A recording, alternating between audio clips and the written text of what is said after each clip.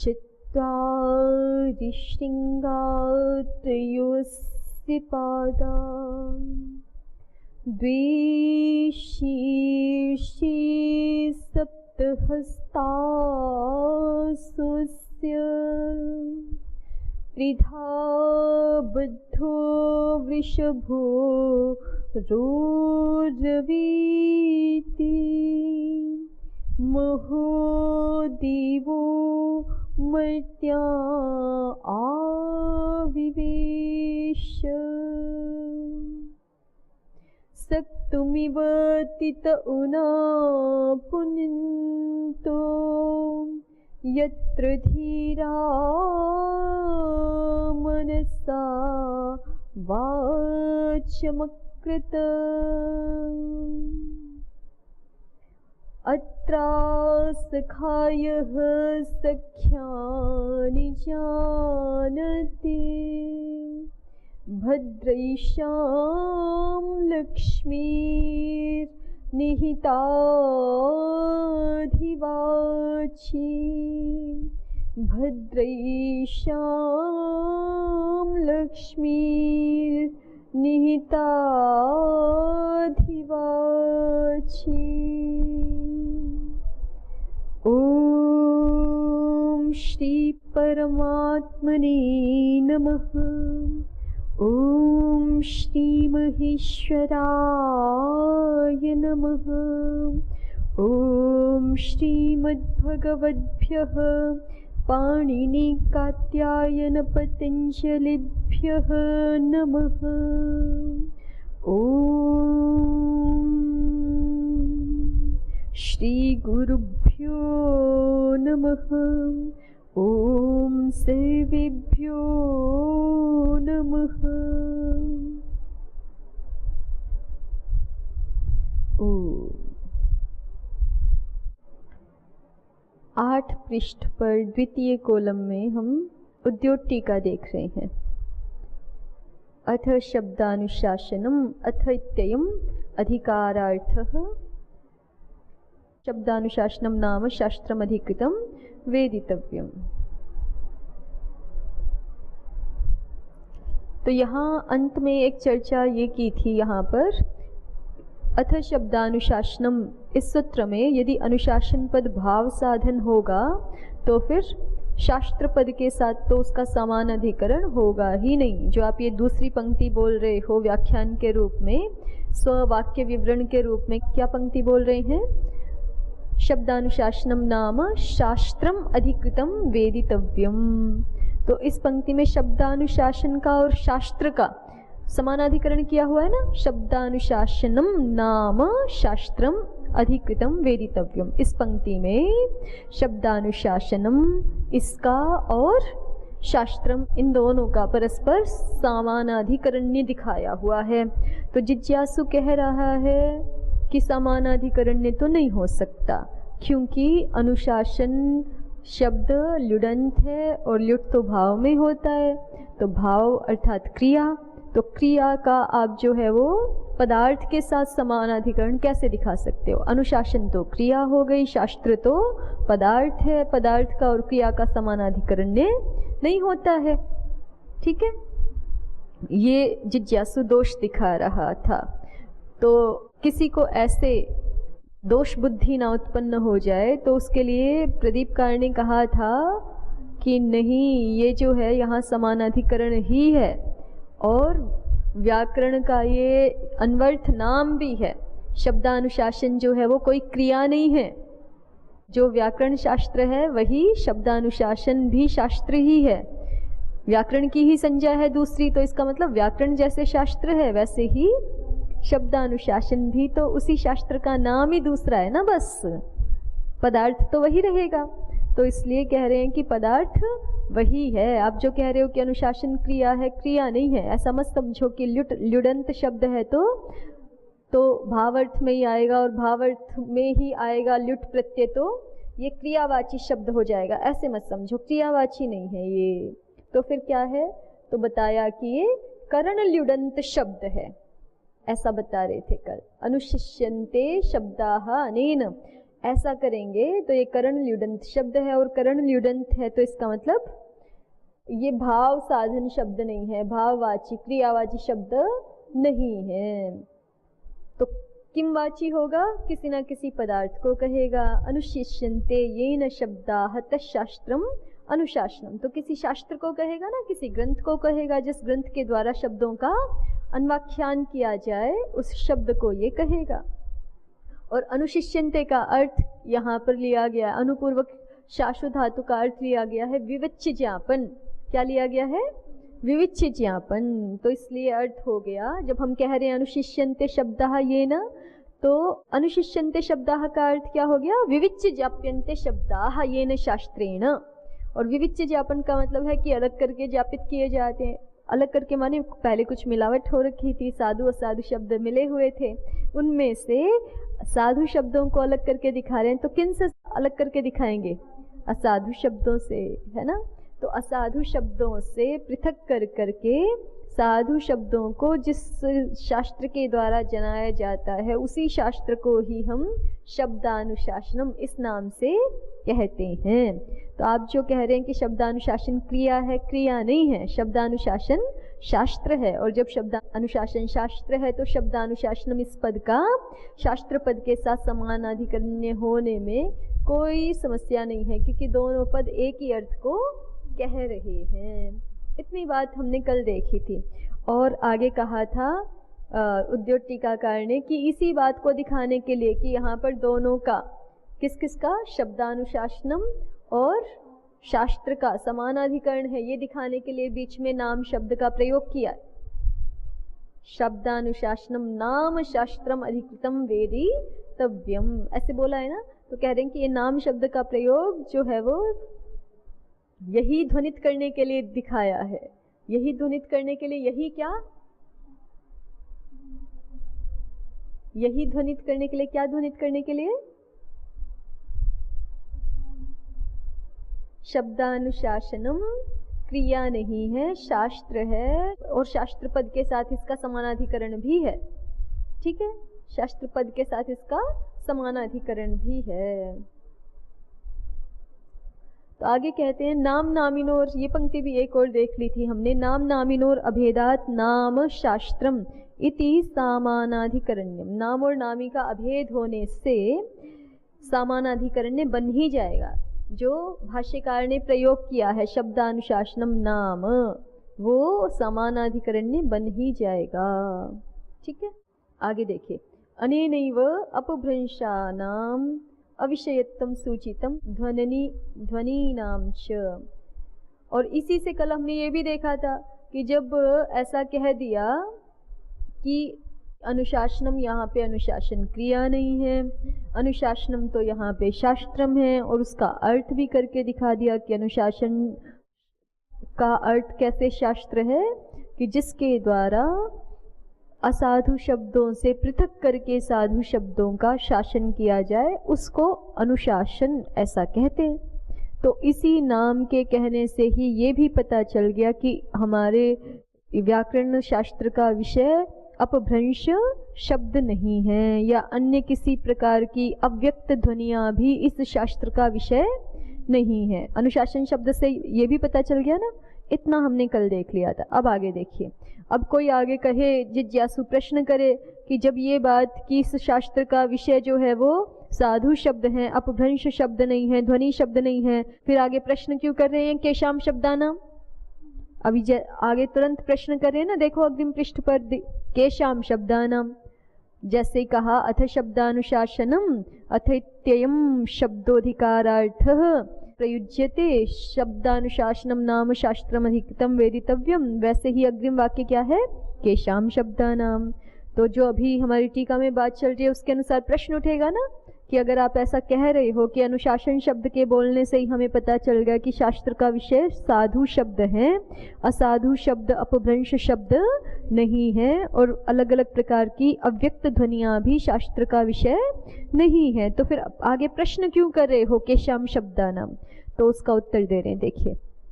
केशामिति प्रश्नस्तु लौकिक मात्र विषयम शाकटायनादि शास्त्रम अधिकृतम। उत वैदिक मात्र विषयम प्रातिशाख्यम इति परे। तो अब परे कह करके जो है वो अपना मत बता रहे हैं उद्योत कि कुछ आचार्य गण इस प्रश्न का उत्तर इसलिए देते हैं कि भाई जब अनुशासन शब्द से ये अर्थ पता चल गया कि असाधु शब्द ही विषय है, अपभ्रंश विषय नहीं है, अव्यक्त ध्वनियां विषय नहीं है, फिर भी जो केशाम शब्दानाम ये प्रश्न कर रहे हैं, ये प्रश्न साधु असाधु के बारे में नहीं है, ये प्रश्न इसके बारे में है कि लौकिक मात्र विषयम शाक्तायन आदि शास्त्रम अधिकृतम, कि आप जो है वो केवल लौकिक शब्दों को ही ले रहे हो यहाँ पे, ठीक है। लौकिक मात्र विषयम, लौकिक शब्द ही मात्र विषय है, जिसके ऐसे जो शाक्तायन आदि पूर्व आचार्यों का जो शास्त्र है उसको अधिकृत करके आप साधु शब्दों को बताएंगे यहाँ पर, या फिर उत वैदिक मात्र विषयम प्रातिशाख्यमिति, या फिर जो केवल वैदिक शब्द मात्र विषय वाले प्रातिशाख्य ग्रंथ हैं उनके अनुसार यहाँ साधु शब्दों का निरूपण करेंगे। साधु शब्दों में भी तो दो है ना, असाधु शब्द अव्यक्त ध्वनियां तो पहले ही अनुशासनम ये शब्द बोलने से ही हट गई, अब फिर केशाम शब्दानाम क्यों बोला, ये जो प्रश्न था उसका उत्तर दे रहे हैं कि केशाम शब्दानाम ये स्पष्ट करने के लिए बोला है कि जैसे पूर्व आचार्यों के अलग अलग ग्रंथ होते थे, अलग अलग व्याकरण होते थे, शाक्तायन जी का जो व्याकरण है वो केवल लौकिक शब्दों के बारे में है, उसमें वैदिक शब्दों की कोई चर्चा नहीं है। और जैसे ऋक् प्रातिशाख्य आदि सब वेदों के प्रातिशाख्य ग्रंथ होते हैं, तो प्रातिशाख्य भी एक प्रकार के व्याकरण ग्रंथ ही हैं, वो केवल वैदिक शब्दों के लिए होते, वो लौकिक शब्दों के लिए नहीं होते। प्रातिशाख्य जो ग्रंथ हैं, प्रातिशाख्य माने वेद का व्याकरण एक तरह से, तो वो जो वेद का व्याकरण है वो केवल वैदिक शब्दों के लिए। तो पूर्व में इनको दो प्रकार के व्याकरण शास्त्र देखने को मिल रहे हैं ना, एक केवल ऐसे वाले व्याकरण शास्त्र जो केवल लौकिक शब्दों का ही व्याकरण करते हैं, और एक ऐसे व्याकरण शास्त्र जो केवल वैदिक शब्दों का ही करते हैं। इसलिए पूछा कि आप कौन सा कर रहे हो, केशाम शब्दानाम, आप जो शास्त्र बना रहे हो, आप जो अनुशासन कर रहे हो, वो किन शब्दों का करेंगे आप अनुशासन करने जा रहे हैं, अन्वाख्यान करने जा रहे हैं साधु शब्दों का। साधु में भी तो दो हैं, लौकिक भी हैं और वैदिक भी हैं, तो आप किन शब्दों के विषय में शास्त्र बनाने जा रहे हो, किन शब्दों के साधुत्व का, लौकिक के साधु लौकिक शब्दों का अन्वाख्यान करने जा रहे हैं, या साधु जो वैदिक शब्द हैं उनका अन्वाख्यान करने जा रहे हैं। पंक्ति फिर से देख लीजिए। केशामिति प्रश्नस्तु लौकिक मात्र विषयम शाक्तायन आदि शास्त्रम अधिकृतम। केशाम यह प्रश्न तो इसलिए किया गया है कि लौकिक मात्र विषय वाले जो शाक्तायन आदि शास्त्र हैं वो अधिकृत कर रहे हो आप, अर्थात उसके समान ही लौकिक शब्दों को लेंगे अपने विषय के रूप में। उत वैदिक मात्र विषयम प्रातिशाख्यमिति, या फिर वैदिक मात्र ही विषय है जिनके, वैदिक शब्द मात्र ही विषय है जिनके, उन प्रातिशाख्यम शास्त्र के समान यहाँ पर आप अपना विषय अधिकृत कर रहे हैं। इति परे, ऐसा अन्य जन कहते हैं, ऐसा अन्य आचार्यगण कहते हैं। केशाम प्रश्न का अभिप्राय ऐसा है, उसकी भूमिका ऐसी है, ऐसा अन्य जन कहते हैं। ननु कर्मणि चैति निषेधात्, अभी एक नया विषय शुरू हो गया, देखिए। ननु कर्मणि चैति निषेधात् कथम कर्म षष्ठ्यन्तेन समासः।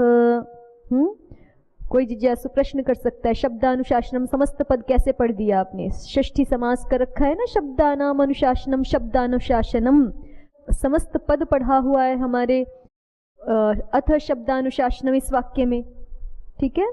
तो वो समस्त पद पढ़ कैसे दिया आपने, कर्मणि च सूत्र तो निषेध करेगा, कर्मणि च निषेध क्यों करेगा, क्योंकि शब्दानाम में कर्म में षष्ठी है, शब्दानाम में कर्म में षष्ठी है। और जिज्ञासु कर्मणि च का अर्थ क्या समझ रहा है कि कर्म में जो षष्ठी हो तदंत पद का अन्य समर्थ पद के साथ समास नहीं होता, ये अर्थ समझ रहा है, इसलिए कह रहा है कि शब्दानाम में कर्म में षष्ठी है, ये तो आपको भी स्वीकार्य है निसंशय रूप से, ठीक है।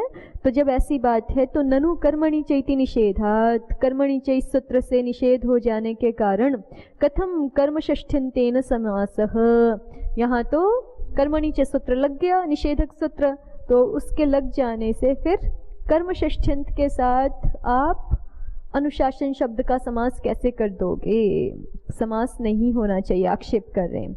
तो उसका उत्तर दे दिया है प्रदीपकार ने। ये जो सारा उत्तर दिया था ना, हम पहले पढ़ के आए हैं कि यहाँ आचार्य पद का तो ग्रहण नहीं है, आचार्य जो करता है उसका प्रयोजन अभाव होने से यहाँ पे ग्रहण नहीं किया, तो ग्रहण नहीं किया तो उभय प्राप्ति नहीं है, उभय प्राप्ति नहीं है तो उभय प्राप्तो कर्मणि सूत्र प्रवृत्त नहीं हो रहा है नियम करने के लिए। यहाँ जो हमने शब्दानाम में कर्म में षष्ठी की है वो कर्तृकर्मणोः कृति सूत्र से ही की है, उभय प्राप्तो कर्मणि से तो की नहीं। और उभय प्राप्तो कर्मणि सूत्र से षष्ठी नहीं की तो कर्मणि च निषेध भी नहीं लगेगा, क्योंकि कर्मणि च का जो आप सामान्य अर्थ समझ रहे हैं कि जहाँ कहीं भी कर्म में षष्ठी हो तदंत पद का अन्य समर्थ सुबंत के साथ समास नहीं होता, ये अर्थ नहीं है, थोड़ा विशेष अर्थ है ना।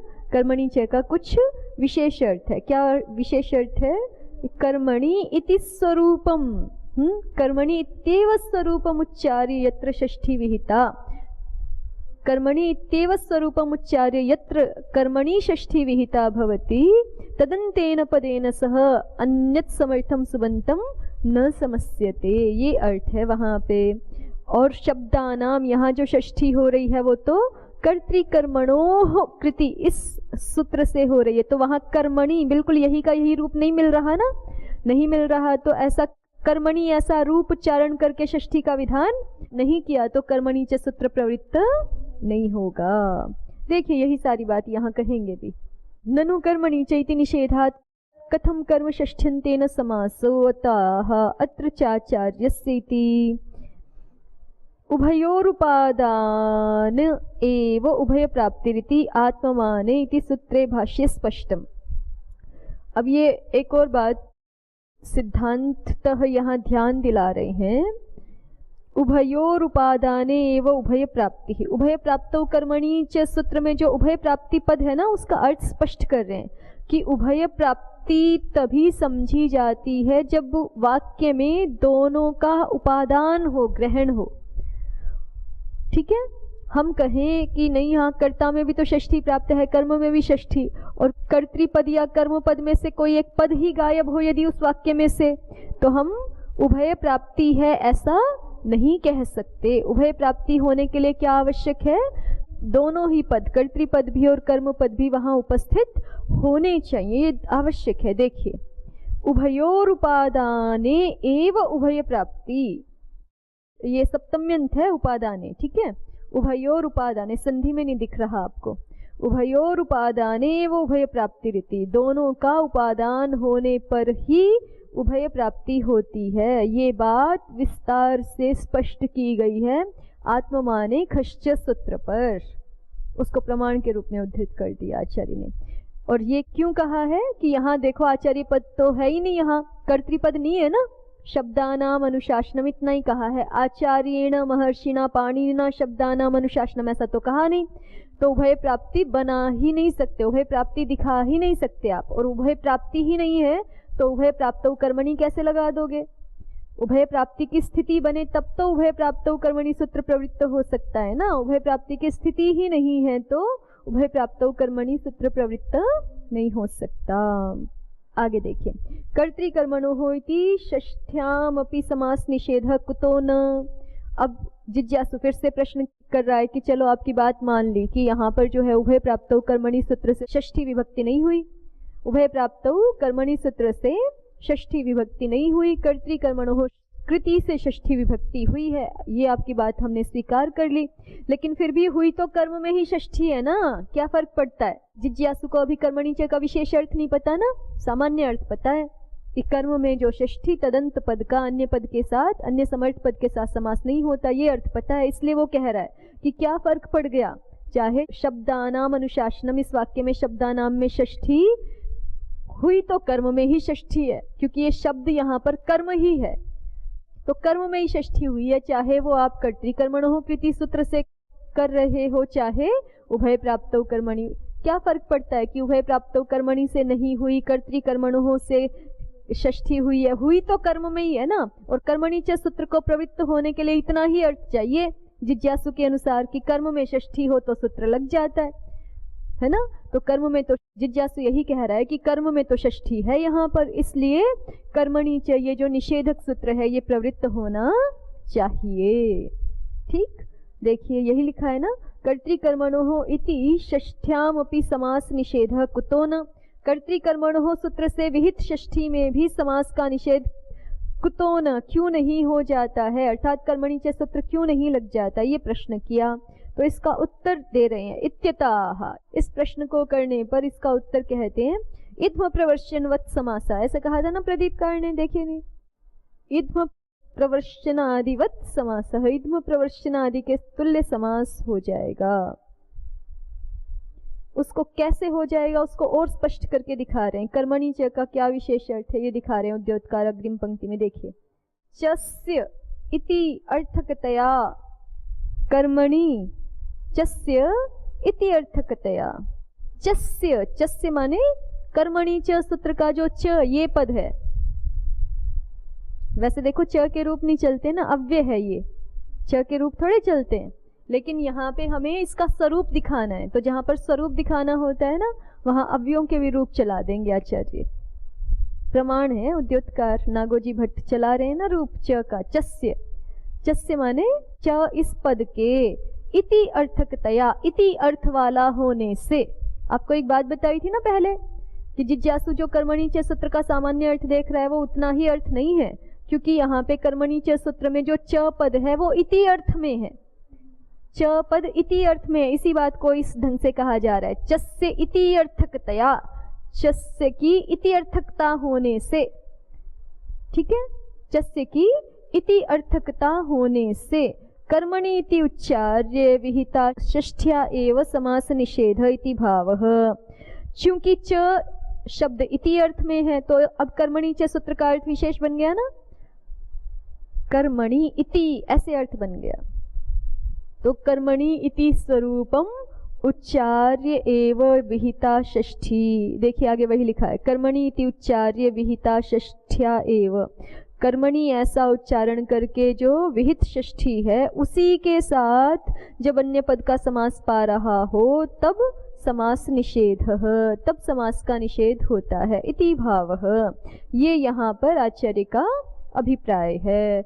और चूंकि यहाँ पर शब्दानाम अनुशासनम वाली जो षष्ठी है वो कर्मणि इस स्वरूप का उच्चारण करके विहित नहीं कराई गई, वो तो कर्तृकर्मणोः कृति इस सूत्र से कराई गई है, जिसमें कि कर्मणि ये स्वरूप सीधे सीधे नहीं प्राप्त है कहीं भी।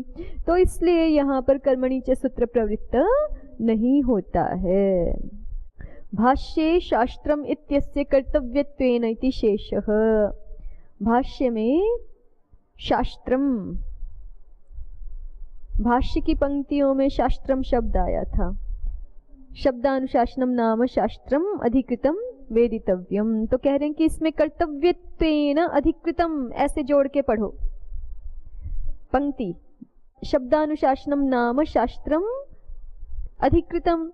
शब्दानुशासन शास्त्र अधिकृत है किस रूप में? भाई ग्रंथ बना हुआ है, जैसे अभी हमने पढ़ना शुरू किया है तो अभी हम भी तो अधिकृत कर रहे हैं इस ग्रंथ को अपने पढ़ने के लिए। कोई मान लो वक्ता है, किसी को पारायण करना है महाभाष्य को, तो वो पारायण करने के लिए ग्रंथ को अधिकृत कर रहा है ना। कोई वक्ता है तो वो व्याख्यान करने के लिए ग्रंथ को अधिकृत कर सकता है। महर्षि पतंजलि जी किस रूप में अधिकृत कर रहे हैं ग्रंथ को?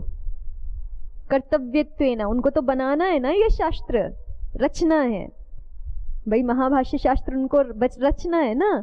तो शब्दानुशासन शास्त्र को वो किस रूप में अधिकृत कर रहे हैं? कर्तव्यत्वेन। तो उसी बात को उद्योतकार स्पष्ट करके बता रहे हैं कि यहाँ ये जोड़ के पढ़ना चाहिए कर्तव्यत्वेन। शेषः का जहां भी शेषः लिखा होगा टीका में तो इसका मतलब वो शेष है, अर्थात उसको जोड़ के पढ़ो तो वाक्य का अर्थ और स्पष्ट हो जाएगा। भाष्ये शास्त्रम इत्यस्य कर्तव्यत्वेन इति शेषः। भाष्य में जो शास्त्र, तो शास्त्रम ये पद पढ़ा हुआ है उसका शेष क्या है? कर्तव्यत्वेन, उसका ये शेष अंश है। तो इसका मतलब शास्त्रम के बाद ये जोड़ करके पढ़िए आप वाक्य को तो और अधिक स्पष्ट हो जाएगा। शब्दानुशासनम नाम शास्त्रम कर्तव्यत्वेन अधिकृतम वेदितव्यम। स्पष्ट हुआ ना आपको? शब्दानुशासन ये शास्त्र कर्तव्यता के रूप में अधिकृत जानना चाहिए। अर्थात आचार्य इसको रचने के लिए अधिकृत कर रहे हैं कि अब हम शास्त्र रचना के लिए प्रवृत्त हो रहे हैं, ऐसे।